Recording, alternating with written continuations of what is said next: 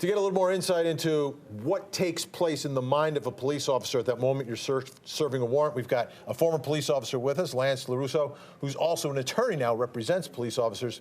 Let's start here. This was a warrant out of municipal court for failure to appear. What's in the mind of the officer as you're serving that warrant?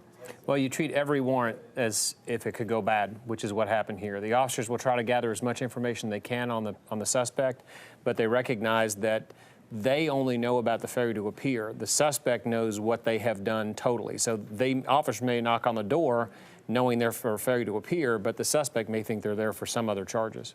So you're always aware of the danger. Now here, there was something happened inside, they had to call for backup. So what's the protocol? How does that take place? Do they leave the house, go back? How does that work? Now, usually, once they're in the house, they're going to maintain contact with the suspect, and they would probably call for backup if there were other people in the house. That's what we've heard. There were more than one person in the house, in addition to the suspect who was going to jail. So that third officer could have been brought in just to keep everybody under control while the first two officers made the arrest. Now, another big part of what happened today, the officers were wearing vests. Got one here. Let's talk about a vest. Now, it's not bulletproof, right? Bullet resistant. It's bullet resistant, and believe it or not, there are some officers in Georgia and throughout the United States that actually go to work and are not issued body armor. Fortunately, Sheriff McBride did issue his deputies body armor, but the body armor obviously doesn't cover everything.